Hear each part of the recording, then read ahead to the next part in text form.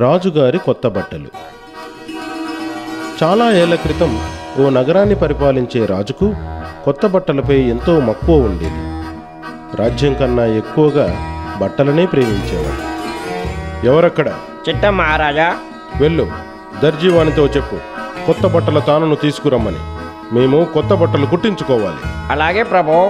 మహారాజా, మహారాజా, రాజ్యంలో కరువు వాటిల్లింది. ప్రజలను మీరే రక్షించాలి. అవన్నీ తర్వాత విచారిద్దాం. ముందు మేము కొత్త బట్టలు ధరించి నగర పర్యటన చేయాలి. ఆ రాజ్యంలో నివసించే ఇద్దరు తెలివైన దొంగలకు రాజుగారికి బట్టలపై ఉన్న వెర్రి వ్యామోహాన్ని తెలుసుకొని వారు ఒక ఉపాయంతో రాజదర్బారుకు వచ్చి రాజుగారికి సూచన పంపించారు. రాజుగారు కొత్త బట్టల మోజులో వారిని పిలిపించాడు. వారు దర్బార్లో రాజుగారి వద్దకు వచ్చారు. చెప్పండి, మీ వద్ద ఏం కొత్త బట్టలున్నాయి? ప్రభు, మా దగ్గరున్న బట్టల్ని చూస్తే మీరు నిజంగా ఆశ్చర్యానికి లోనవుతారు. అదేలాగా? ప్రభు, ఇది చాలా మహిమాన్వితమైన వస్త్రం. ఈ వస్త్రాలు ఆయా యోగ్యమైన పదవుల్లో ఉన్నవారికి మాత్రమే కనిపిస్తాయి. ఆహా, అయితే ఇది విచిత్రమైన వస్త్రమే. మీరు మాకు ఆ వస్త్రంతో బట్టలు కుట్టండి. ప్రధానమంత్రి గారు, ప్రభు, వీరికి ఖజానా నుండి కావలసిన ధనాన్ని ఈ పని కోసం ఇవ్వండి. ఆజ్ఞ. పెద్ద మొత్తంలో ధనాన్ని తీసుకుని వెళ్ళి బట్టలు నేసే మగ్గాన్ని కొని ఒక చిన్న గదిలో బట్టల్ని నేయడం ప్రారంభించారు. ఒకరోజు రాజు తన మంత్రిని పిలిపించి, మంత్రిగారు, సైనికుణ్ణి పంపించి బట్టల్ని నేయడం ఎంతవరకు వచ్చిందో చూసి రమ్మని చెప్పండి. దొంగ దర్జీలుండే గదిలోకి వెళ్ళిన సైనికుడికి అక్కడ బట్టల్ని నేసే మగ్గం తప్ప ఇంకేమీ కనపడలేదు. అరే, నేను వెళ్ళి రాజుగారితో బట్ట కనబడట్లేదని చెబితే నా పదవికి నేనే అర్హుడు కాదని అనుకుంటారు కదా. ఏం చేద్దాం? ఇలా అనుకుని సైనికుడు రాజుగారి వద్దకు చేరుకొని, ప్రభు, ప్రభు, ఎంత అద్భుతమైన వస్త్రం ప్రభు. నా జీవితంలో ఇలాంటి వస్త్రాన్ని నేను ఇంతవరకు చూడలేదు. ఏమని వర్ణించను ప్రభు, ఎంత అద్భుతంగా ఉందో. అలా మరికొన్ని రోజులు గడిచిపోయాయి. రాజు తన తెలివైన మంత్రిని ఒకరిని పిలిపించి వస్త్రాన్ని చూసి రమ్మని దర్జీల వద్దకు పంపించాడు. మంత్రి దర్జీల వద్దకు వెళ్ళగా వస్త్రం జాడ కానరాలేదు. అప్పుడు, చూడండి హుజూర్, రంగురంగుల సుందరమైన వస్త్రం. చేతికి తీసుకుని చూడండి, ఎంత బాగుందో. ఇదంతా చూసి అయోమయంలో పడిన మంత్రులు రాజుగారి వద్దకు వెళ్ళారు. చెప్పండి, బట్ట ఎలా ఉంది? అబ్బబ్బా ప్రభు, ఎంత అద్భుతమైన వస్త్రం. ఇలాంటి వస్త్రం ఇంతవరకు తయారు చేయలేదు, ఇకపై తయారు చేయలేరు కూడా. మంత్రిగారు బట్టల్ని చూడలేకపోవడం గురించి రాజుగారితో చెబితే తనను పదవి నుండి తొలగిస్తాడని భావించి నిజం మాట్లాడలేకపోయాడు.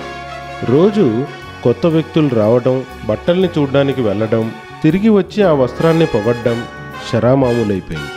అప్పుడు రాజుగారు నేస్తున్న బట్టల్ని చూడాలని ఎంతో ఆతృతగా ఉన్నారు. రాజుగారు దర్జీలుండే గదికి వస్తున్నారని తెలిసి రాజుగారిని ఆహ్వానించారు. రాజుగారు వర్ధిల్లాలి, రాజుగారు వర్ధిల్లాలి. రాజుగారికి జయము జయము. చల్లగా నిండుగా నూరేళ్లు జీవించండి ప్రభు. ఈ విధంగా రాజును పొగుడుతూ తాము బట్టలు నేసే మగ్గం గల గదిలోకి తీసుకెళ్లారు. రాజుగారు వచ్చి చూడగా బట్టలు నేసే మగ్గం తప్ప అతనికి బట్ట కనబడలేదు. రాజు తన వెంట వచ్చిన మంత్రుల వైపు ఆందోళనతో చూశాడు. కానీ మంత్రిగారు, మిగిలిన సభ్యులు అందరూ ముక్త కంఠంతో,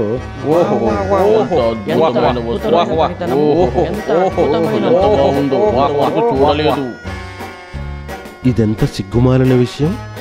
నేను రాజుగా సింహాసనంపై కూర్చునేందుకు యోగ్యున్నా కానా? లేదు లేదు, నేను అందరితో కలిసి వంత పాడతాను. మీరంతా నిజమే చెబుతున్నారు. ఇంత సుందరమైన వస్త్రాన్ని ఇంతకుముందు నేనెక్కడా చూడలేదు. ఇదంతా చూస్తున్న దొంగలు సంతోషపడిపోయారు. తమ పథకం ఫలించిందని మురిసిపోయి, ప్రభు, ప్రభు, మీరు వేసుకునేందుకు బట్టల్ని రేపటిలోగా కుట్టి తయారు చేసి ఇచ్చేస్తాం. అవునా? ఇంత తొందరగా నాకు బట్టలు కూడా కుట్టగలరా? ప్రభు, మీ వద్ద మాలాంటి దర్జీ ఉండి ఉండడు. మాలాగా నేర్పుగా ఇంకెవ్వరూ వస్త్రాల్ని నేయలేరు. మనం ఈ కమీజును రాజ్యమంతా చూపిద్దాం. హుజూర్, మీరు ఈ కొత్త బట్టలను వేసుకుని రాజ్యమంతా ఎందుకు పర్యటించకూడదు? మంత్రి గారు, ప్రభు, రేపు మేము ఈ కొత్త బట్టలు వేసుకుని రాజ్య పర్యటన చేయవలసింది. అలాగే. చాటింపు వేయించు, ప్రజలందరూ మమ్మల్ని ఆ రోజు చూడవచ్చని.